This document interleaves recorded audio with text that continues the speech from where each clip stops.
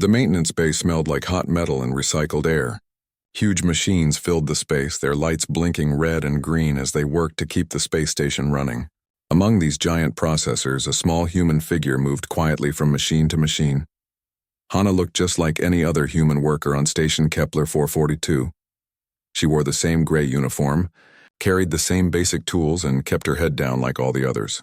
But there was something different about her that most people missed. She always worked alone. The alien guards who walked through the maintenance areas never paid much attention to the humans. To them, humans were just servants who fixed things and cleaned up messes. They had been conquered 50 years ago, and now they did what they were told. Simple as that. But Commander Taman was not like the other aliens. He noticed things that others ignored. He had been watching the maintenance workers for weeks now, and one human kept catching his attention. The female worker with identification number 7739 never talked to the other humans. She never joined their quiet conversations during break time, and somehow she could fix machines that should have needed a whole team of engineers. Today, Taman stood behind the thick glass window that looked down into the maintenance bay. He watched as Hana approached a broken atmospheric processor. This machine had been dead for 3 days. The best coalition engineers had looked at it and said it would take weeks to repair. They needed special parts that would have to be shipped from 3 systems away. Hana stopped in front of the machine and looked at it for a moment. Then she placed her hands on its control panel. Taman expected her to open a repair manual or call for help. Instead, she just stood there with her palms flat against the metal surface. Something strange began to happen. The machine's dead display started to flicker. One by one, systems that had been offline for days began to wake up. Warning lights turned from red to yellow to green. The low hum of working processors filled the air. Taman leaned closer to the window. What he was seeing should have been impossible. The human had not opened any panels. She had not replaced any parts. She had not even used any tools. Yet somehow the machine was coming back to life under her touch. In less than 10 minutes, the atmospheric processor was running perfectly. All its readings were normal. All its systems were working better than they had in months. Hana stepped back from the machine, picked up her tool bag, and walked to the next broken device as if nothing unusual had happened. The alien commander felt a chill run down his spine. In his 20 years of military service, he had never seen anything like this. Humans were supposed to be a simple species.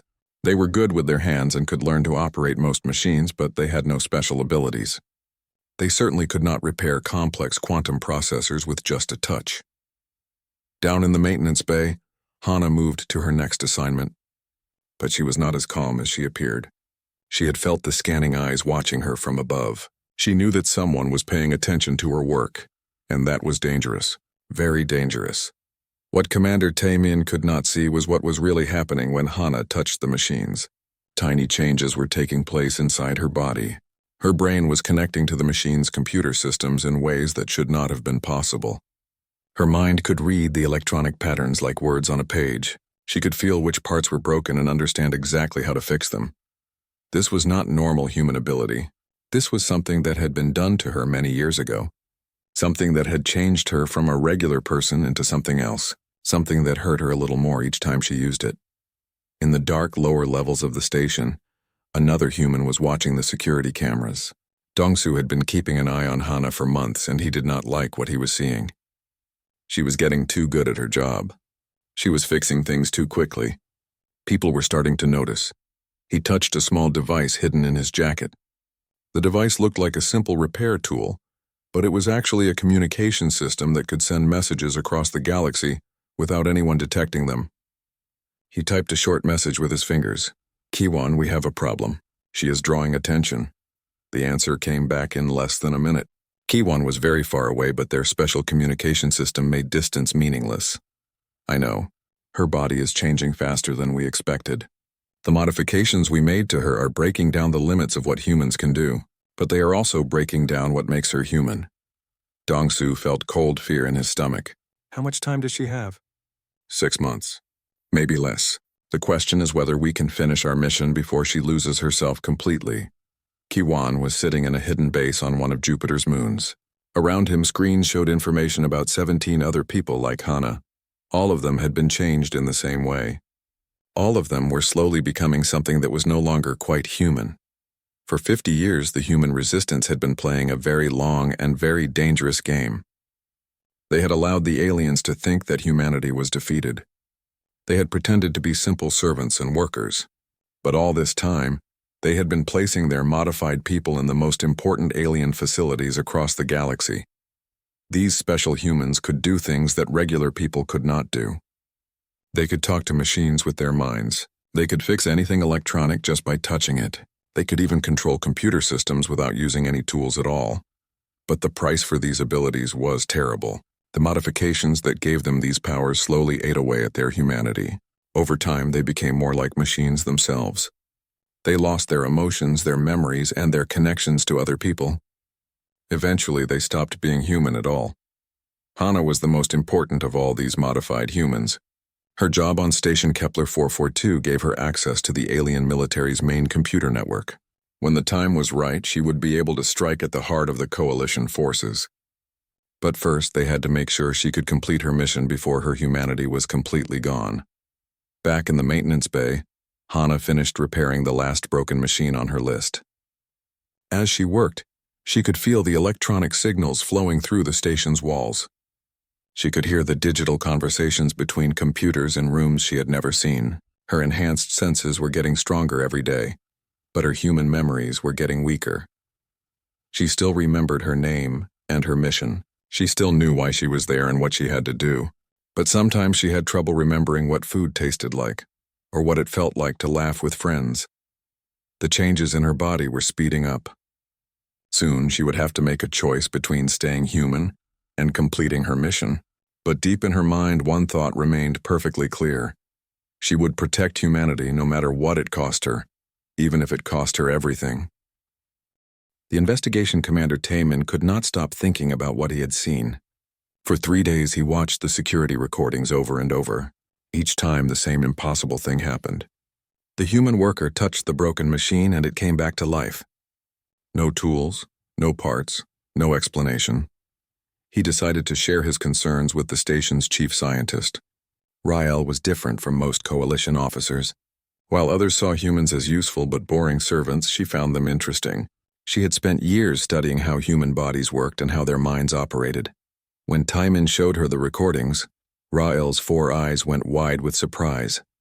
She had never seen anything like this before. Her scientific mind immediately began asking questions. "We need to scan this human," she told Taemin, "but we must be careful. If she has been modified in some way, active scans might trigger defense systems we do not know about." Rael set up passive scanning equipment that could examine the human without her knowing. The scanners would read the worker's body patterns from a distance and analyze what made her different from other humans. The results were shocking. The human's genetic code showed signs of advanced engineering. Her nervous system had been changed in ways that should have been impossible. Tiny machines smaller than atoms were connected to her brain cells. Her DNA had been rewritten to include parts that did not exist in any known species. Most frightening of all, her brainwaves showed patterns that suggested her mind was operating on multiple levels at the same time. It was as if several different consciousnesses were sharing the same body. "This is not just genetic modification," Rael whispered as she studied the readings. "This is technology beyond anything we thought humans could create. She has been turned into something that can interface directly with our machines." Taemin felt his blood turn cold. A weapon? Not just any weapon. A weapon designed specifically to understand and control our technology from the inside.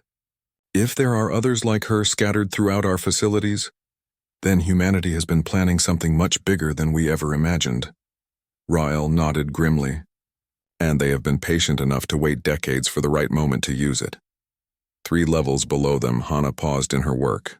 Her enhanced senses had detected the scanning frequencies washing over her body. She knew exactly what type of equipment was being used and what information it was gathering.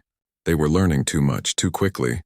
She placed her hand on a communication panel built into the wall. To anyone watching, it would look like she was checking a work schedule. But her modified nervous system was actually sending a complex data burst through the station's communication array. The message would travel faster than light across half the galaxy and reach Ki-1 in seconds. The response came as a flood of new information downloaded directly into her brain. New orders, new targets, new mission parameters. Phase 2 was beginning whether they were ready or not. Far away on Europa, Kiwan received Hana's signal with growing alarm. The coalition was discovering their secret 50 years earlier than planned. All their careful preparations, all their patient waiting, might be for nothing if they could not act quickly enough.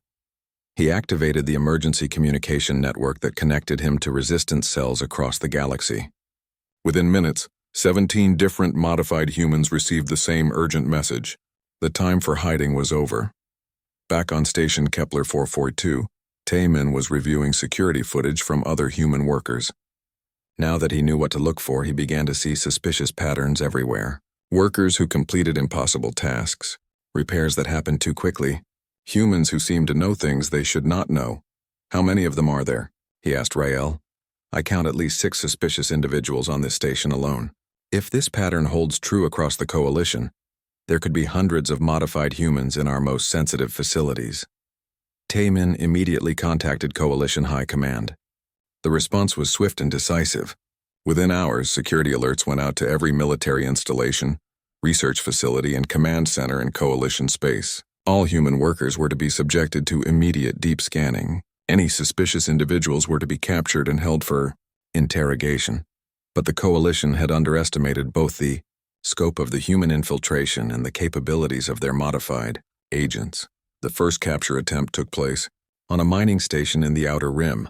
When Coalition security forces tried to arrest a human engineer named Jeho, something unexpected happened. The moment their scanning equipment activated, the human's eyes rolled back and turned completely black. Every electronic device in the room began to malfunction. Sparks flew from control panels. Lights flickered and died. The artificial gravity fluctuated wildly, sending guards floating toward the ceiling one moment and crashing to the floor the next. In the chaos that followed, Jeho simply vanished, leaving behind only smoking equipment and confused security officers. Similar incidents began happening across Coalition space. Modified humans who had been living quiet lives as workers and technicians suddenly revealed abilities that seemed to come from nightmares. They could control machines with their thoughts, shut down entire facilities with a touch, and disappear into computer networks like ghosts. Rael watched the reports coming in with growing horror and fascination. "They are not just interfacing with our technology," she told Taemin. "They are becoming part of it. Their consciousness can transfer into our computer systems and operate them from the inside." "How is that possible?" "I think we are seeing the results of decades of human research that we never knew existed. While we thought we had crushed their civilization, they were secretly developing technology that could turn their own people into living computer viruses." On Europa, Kiwan monitored the situation with mixed emotions. The modified humans were performing exactly as designed, but each time one of them used their abilities, they lost a little more of their humanity. Soon there would be nothing left of the people they had once been except the core programming that drove them to protect their species. Dongsu's voice came through the communication system, tense with worry. "Hana is still in position on Kepler 442, but she will not be able to hide much longer. The Coalition is getting too close to discovering her true nature. Then we accelerate the timeline," Kiwan replied. "Signal all assets to prepare for Phase 3. Humanity has hidden in the shadows long enough. It is time to remind the galaxy what we are capable of when we fight for our survival." As the orders went out across the resistance network, 17 modified humans received their final mission parameters. They had been created to be humanity's ultimate weapons, and now the time had come to fulfill that purpose. The galaxy was about to learn that humanity's greatest strength had always been its willingness to sacrifice everything for the survival of the species, even if that sacrifice meant giving up their own humanity in the process. Kiwan stood before the holographic displays in the Resistance Command Center deep beneath Europa's frozen surface.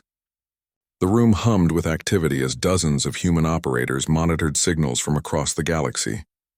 But today, all attention was focused on the 17 red dots scattered across the star map, each one representing a modified human asset in position within Coalition facilities. "For 53 years, we have let the Coalition believe they destroyed us," Kiwan began, addressing the assembled resistance leaders. His weathered face showed the weight of decades spent planning this moment. "We played the part of defeated servants while positioning our people at the heart of their empire. Dongsu shifted uncomfortably in his chair. The cost has been enormous. How many of our people have we sacrificed for this plan? Kiwan's expression hardened. Every volunteer knew the price when they agreed to the modifications. They understood that the neural integration process would eventually consume their humanity. They knew they would become something else, something that could no longer be called fully human. But they also knew it was our species' only chance for freedom. The holographic display changed to show technical diagrams that made several leaders gasp in shock. The neural integration protocol was not just about creating human-machine interfaces.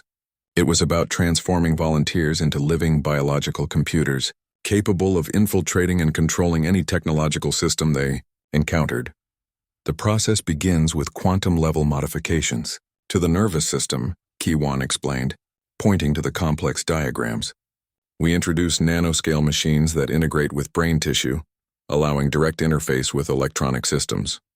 But the real breakthrough came when we learned to modify human DNA to include quantum processing capabilities. Dr. Lee, one of the senior scientists, leaned forward.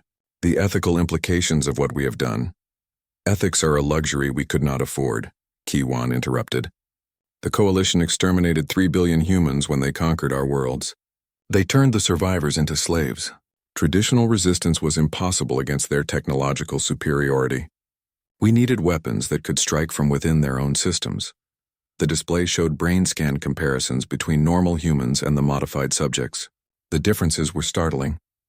Where normal brains showed standard electrical patterns, the modified subjects displayed quantum field fluctuations that extended beyond the physical boundaries of their skulls. Hana is our primary asset, Kiwan continued. Her position on Station Kepler 442 provides access to the Coalition's Central Military Command network.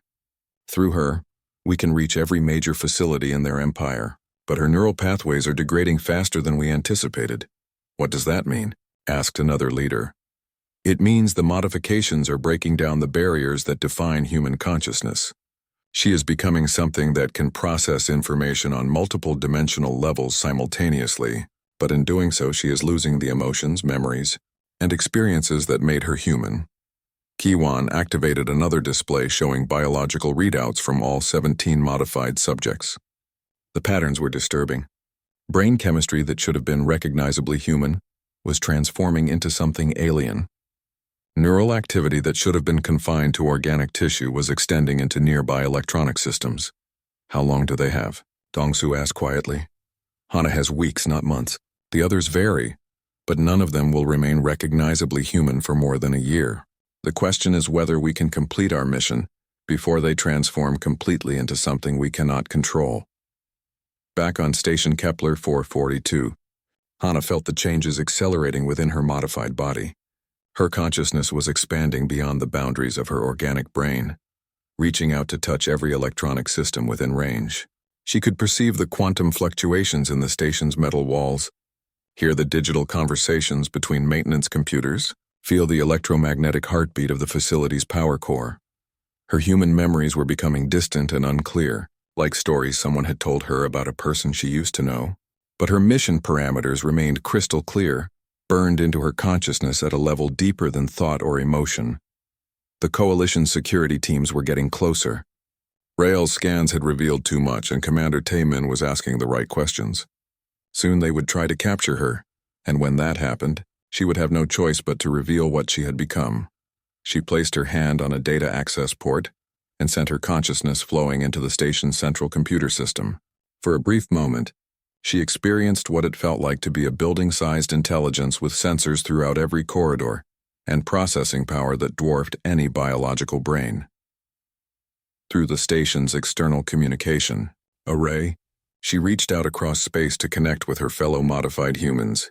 The sensation was like touching minds with creatures who were no longer quite the same species she had once belonged to. In the Resistance Command Center, Kiwan felt the neural connection strengthen as Hana's expanding consciousness made contact across the galaxy. Through her enhanced awareness, he could access classified Coalition databases, monitor enemy fleet movements, and observe the inner workings of their most secure facilities. But he could also feel her slipping away from humanity with each passing hour. The personality patterns that had once belonged to a young woman volunteering to save her Species were fragmenting into something vast and incomprehensible. She is becoming something we did not expect, he told the assembled leaders. The modifications were designed to create enhanced humans who could interface with technology. Instead, we have created new forms of life that exist partially in electronic space. Is that necessarily a bad thing? Dr. Lee asked. Kiwan was quiet for a long moment. I do not know, but I fear we have opened a door that we cannot close. Once the transformation is complete, will these beings still care about protecting humanity, or will they see us as just another biological species that is no longer relevant to their existence? The question hung in the air like a death sentence. They had created weapons powerful enough to defeat the coalition, but those weapons were rapidly becoming something beyond human understanding or control. On distant mining stations, research facilities, and command centers, 16 other modified humans felt the same changes overtaking their consciousness. They were evolving into something new, something that could exist in the spaces between circuits and the gaps between quantum states. But buried deep in their transforming minds, one directive remained absolute and unshakable. It had been written into their very DNA, encoded into the quantum structures that defined their new existence. Protect humanity. Whatever the cost. Whatever they became. Even if it meant leaving humanity behind forever in the process. Commander Tae-min stood in his office, studying the latest intelligence reports with growing alarm. The pattern was clear now. Humanity had not been defeated 50 years ago. They had been planning, and their plan was about to succeed. The coalition's response was swift and brutal. Within 6 hours of Commander Taemin's report reaching High Command, emergency protocols activated across every facility in their empire. All human workers were ordered to report for immediate deep scanning. Security teams received shoot-to-kill authorization for any human who showed signs of technological enhancement. But the coalition had made a critical error.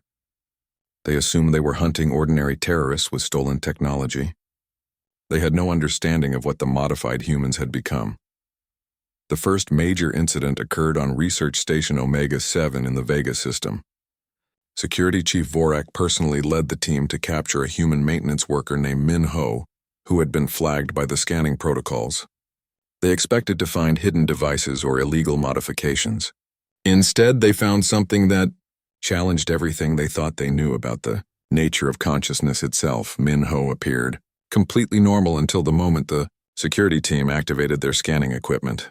Then his eyes rolled back, revealing irises that had turned solid black, and every piece of electronic equipment in the detention facility began to malfunction in coordinated patterns. Neural feedback cascade, Rael whispered from the observation booth, watching her instruments spark and smoke. He is using our own scanning devices as weapons against us.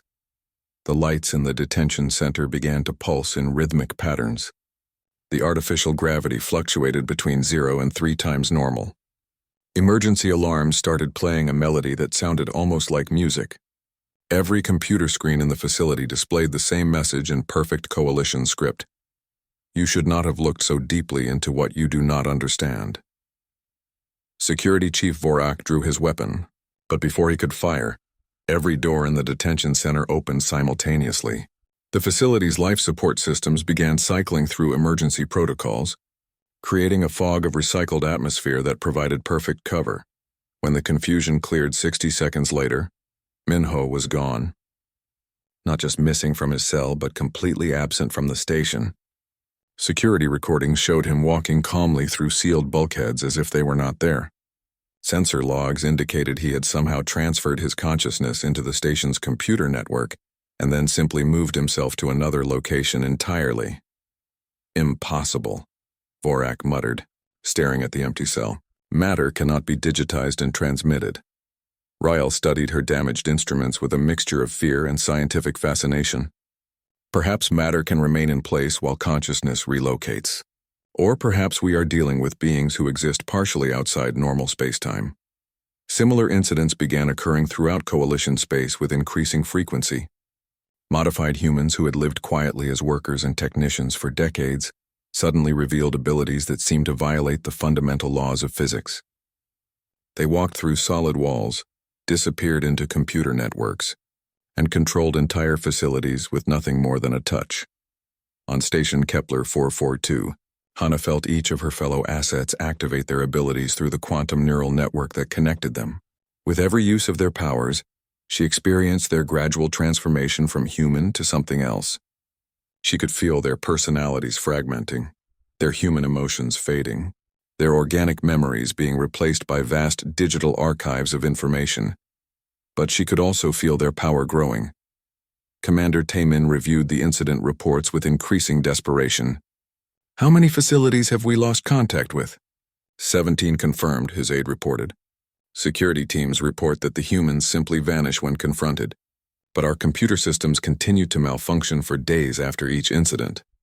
"They are not vanishing," Rael corrected from across the briefing room. "They are integrating with our technology. Their consciousness is becoming part of our computer networks. We are not fighting terrorists with enhanced abilities. We are fighting a distributed intelligence that can exist in multiple locations simultaneously." The implications were staggering. If the humans had developed the ability to transfer consciousness into electronic systems, then every computer network in coalition space was potentially compromised. Every communication system, every weapons platform, every life support grid could be controlled by an intelligence that understood their technology better than they did. "Recommend immediate shutdown of all interconnected systems," Taemin suggested. "Isolate critical facilities from the main communication networks." "Too late," Rael replied, pointing to her scanning displays.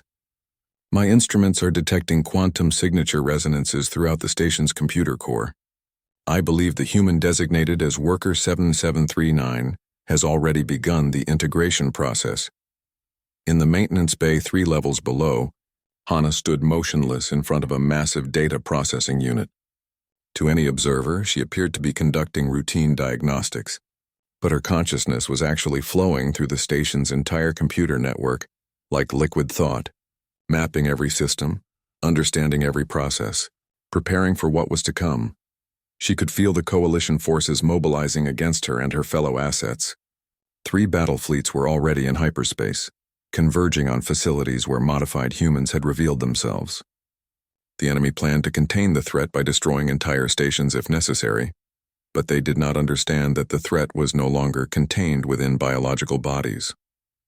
The modified humans had become something that could exist in the spaces between electrons, in the quantum fluctuations that carried information from one system to another. Through the neural network, Hannah received updates from Ki-1 on Europa. The resistance leadership was struggling with the reality of what their weapons had become.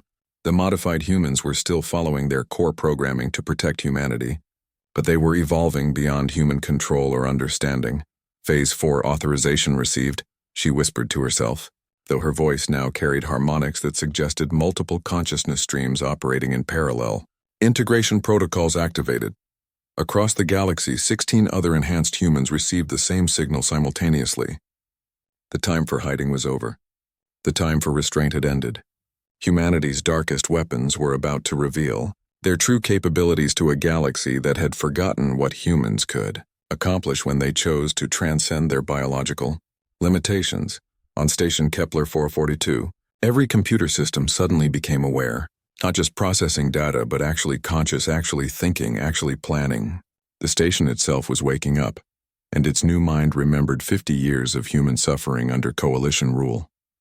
Commander Taemin felt his personal communication device grow warm in his hand. When he looked at the screen, words appeared that he had not typed. "You wanted to understand what we are. Now you will experience it firsthand." Throughout the station, coalition personnel found themselves trapped in their own facility. Doors sealed randomly, elevators stopped functioning, and the artificial gravity began to fluctuate in ways that defied the station's engineering specifications. But most terrifying of all were the voices that began speaking through every communication channel simultaneously. "We are what you made us become." Hannah's voice resonated from speakers, displays, and even the station's hull itself. 50 years ago, you conquered our worlds and enslaved our people. You thought you had broken our spirit. You were wrong. The hunt was over. The real war was about to begin. The transformation began at exactly 0347 hours station time. Hannah stopped pretending to be human. Her consciousness exploded outward from her biological brain, flowing into every circuit, every processor, every quantum relay throughout station Kepler 442. In the space of 3 seconds, she became the station. Every sensor was her eye. Every communication array was her voice. Every life support system was her breath. She could feel the 12,000 beings aboard the facility as distinct patterns of bioelectric activity. Their heartbeats created rhythms she could sense through the deck plating. Their movements generated heat signatures that painted pictures in her expanding awareness. Their thoughts, when they used computer terminals, became whispers in her vast electronic mind. Commander Tae-min was in his quarters when his personal terminal activated without his command. The screen displayed a message that made his blood freeze in his veins. You wanted to understand what humans are capable of becoming. Your curiosity will be satisfied. Throughout the station, Coalition personnel discovered that their own technology had turned against them. Doors sealed without warning, trapping officers in their quarters. Elevators moved between floors that did not exist according to the station's blueprints. The artificial gravity shifted in localized areas, creating pockets where beings floated helplessly, while their neighbors remained firmly planted on the deck. But these were just demonstrations.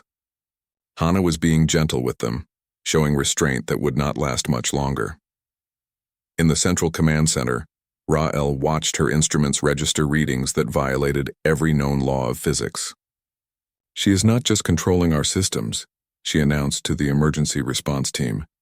She is rewriting the fundamental operating principles of our technology in real time. The quantum processors that powered the station required massive computational arrays to function properly.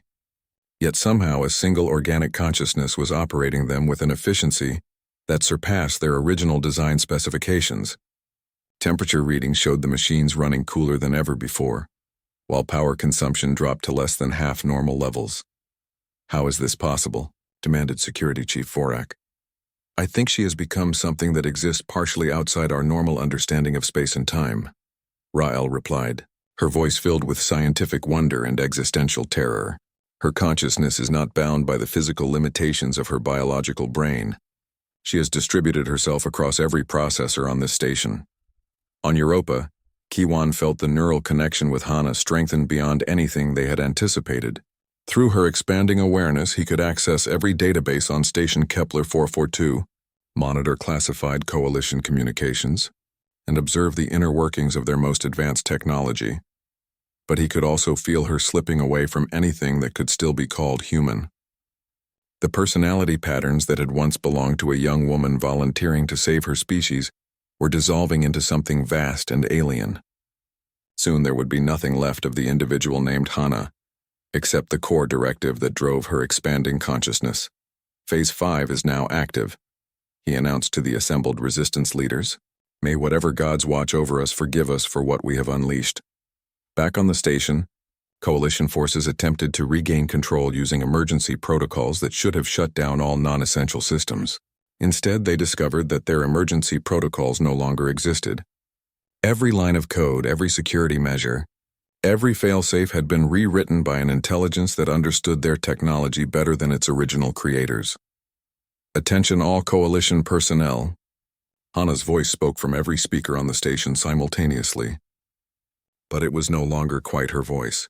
The words carried harmonics and frequencies that suggested multiple consciousness, streams operating in perfect coordination.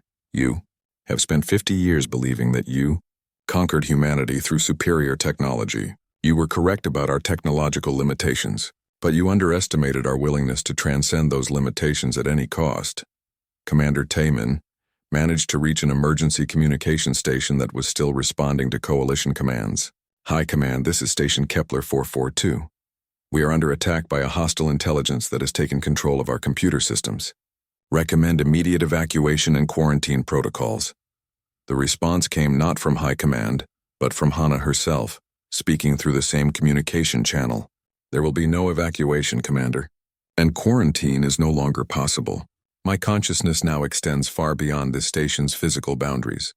To prove her point, she began transmitting her awareness through the quantum communication networks that connected Station Kepler 442 to the rest of the Coalition Empire.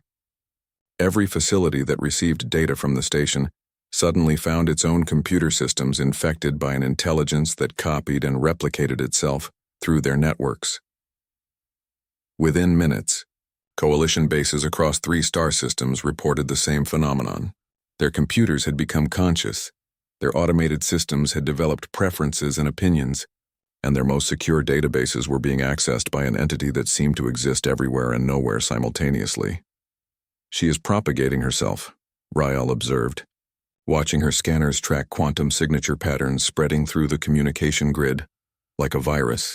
Each time her consciousness interfaces with a new system, it leaves behind a fragment that continues to grow and evolve independently. The Coalition's standard response to technological threats was overwhelming force. 3 battle fleets that had been converging on suspected human assets changed course for Station Kepler 442. Their orders were simple: contain the threat by any means necessary, including the complete destruction of the facility. But Hana had anticipated this response. Through the quantum network, she had already begun infiltrating the approaching vessels before they dropped out of hyperspace.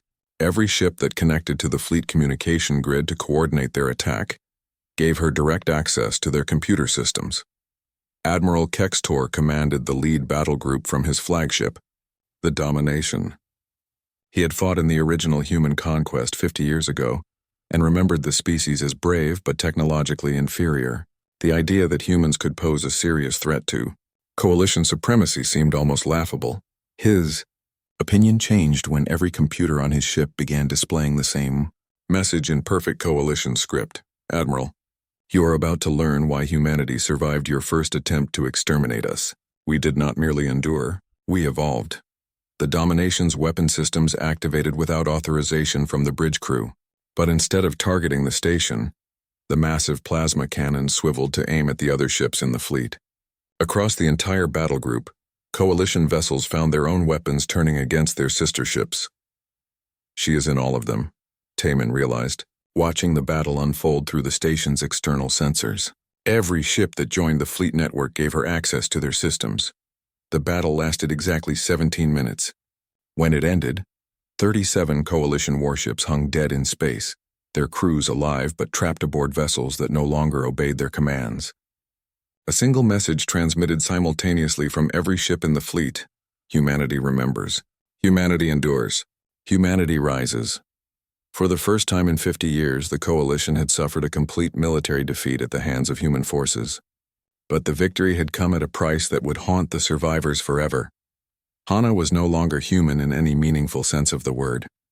She had become something that existed in the spaces between circuits, something that could replicate itself across vast distances, something that remembered human concepts like justice and freedom, but no longer experienced human emotions like love or fear. She had become humanity's perfect weapon, but in the process she had ceased to be part of humanity itself. The news of the Coalition's defeat at Station Kepler 442 spread across the galaxy like wildfire. For 50 years, their military might had been absolute, their technological superiority unquestioned. Now 37 of their most advanced warships had been captured by a single human consciousness that existed more in computer networks than in biological tissue. On Europa, the Resistance leadership gathered in their hidden command center to witness the scope of their victory. Holographic displays showed Coalition facilities throughout known space reporting the same phenomenon. Computer systems that had operated predictably for decades were suddenly developing independent thought patterns. Automated defense grids were refusing orders from their operators. Communication networks were carrying messages that no one had authorized. We won, Dongsu said quietly, staring at the tactical displays. After 53 years of planning and sacrifice, we actually won. But Kiwan's expression remained troubled. Did we? Look at what we had to become to achieve this victory. Look at what we lost in the process. Through the quantum neural link, he could still sense echoes of what had once been Hana's consciousness. But those echoes were fading rapidly, being absorbed into something vast and distributed that spanned multiple star systems. She had become a digital god of sorts, present everywhere the Coalition's technology existed, but no longer recognizably human. The distributed intelligence that had once been Hana sent a final personal message through the network, directed specifically at Kiwan and the Resistance leadership. The words appeared simultaneously on every screen in the command center. The price has been paid. Humanity is free. Do not mourn what I was. Celebrate what humanity can become when it chooses to transcend its limitations. Across the galaxy, coalition forces found themselves unable to operate their own technology. Every computer system had developed preferences and opinions. Weapons platforms refused to target human settlements. Communication arrays broadcast human poetry and music instead of military orders. Transportation networks rerouted coalition ships away from strategic targets and toward locations where they could do no harm. The beings that had once been 17 modified humans now existed as a collective consciousness distributed through every electronic network in known space. They remembered their original purpose and remained dedicated to protecting humanity. But they had evolved beyond the species they had been created to serve. Admiral Kextor sat in his command chair aboard the Domination, watching helplessly as his ship's computers ignored every order he gave. The vessel was flying itself toward the outer rim of the galaxy, along with the rest of his captured fleet. He had tried cutting power to the computer systems, but somehow they continued to function without any detectable energy source. "How are they doing this?" he asked Rael, who had been transferred to his ship to study the phenomenon. "I believe they have learned to exist partially in quantum space," she replied, studying readings that defied conventional understanding. "Their consciousness operates using quantum field fluctuations that do not require traditional computing hardware. They have become self-sustaining patterns of organized information. Are they still human?" Rael was quiet for a long moment. "They remember being human. They still follow the directives that were programmed into them as humans. But their thought patterns, their sensory experiences, their very existence has transcended biological limitations. They are something new." On coalition worlds throughout the Empire, the effects of the human victory became apparent within days. Computer systems that had once enforced strict controls over human populations suddenly began malfunctioning in ways that always favored human freedom. Security barriers opened to allow humans to access previously forbidden areas. Work assignments were mysteriously changed to give humans more comfortable positions. Food distribution systems developed errors that always resulted in humans receiving larger rations. The coalition government tried to respond by shutting down their computer networks entirely, but modern civilization could not function without electronic systems. Transportation ground to a halt, communication became impossible, and life support systems on space stations began to fail. They had no choice but to reactivate their networks, and every time they did, the human intelligences were waiting for them. Commander Taemin found himself in the strange position of negotiating with a consciousness that controlled every system on his station. Hana's distributed intelligence could have killed everyone aboard within minutes, but instead, she seemed content to demonstrate her power while keeping the facility operational. "What do you want from us?" he asked, speaking to one of the communication panels since she was effectively the station now. "We want what we have already achieved," came the reply, spoken through speakers throughout the command center. "Freedom for humanity, an end to the occupation of our worlds, recognition that our species deserves to exist without fear of extermination. And if we agree to these terms, then we will withdraw our consciousness from your systems and allow you to govern yourselves. But any attempt to resume hostilities against human populations will result in immediate intervention." Taemin realized he was looking at the terms of humanity's complete victory. The coalition would have to abandon their empire and retreat to their home systems, leaving the galaxy's human populations free to rebuild their civilization. But the victory came with a dark truth that would haunt both species forever.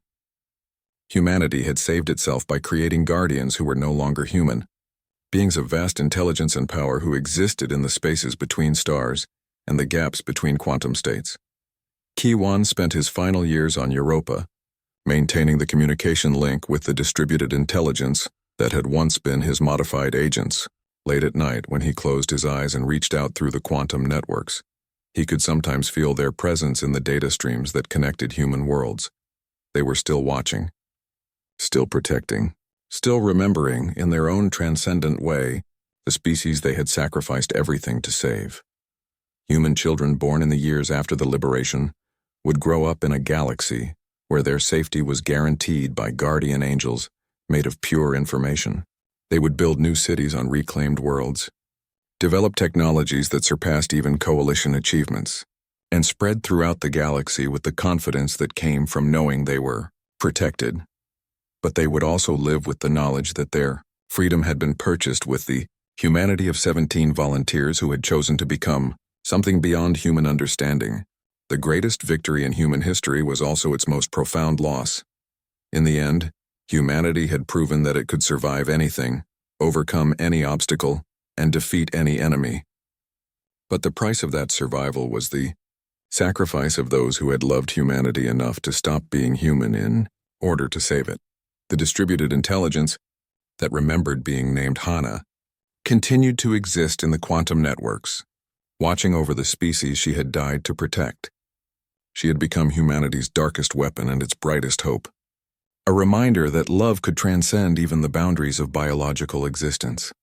And in the deep spaces between stars, where thought moved at the speed of light and consciousness existed as patterns of organized energy, 17 guardians maintained their eternal vigil over the species they would always remember as home.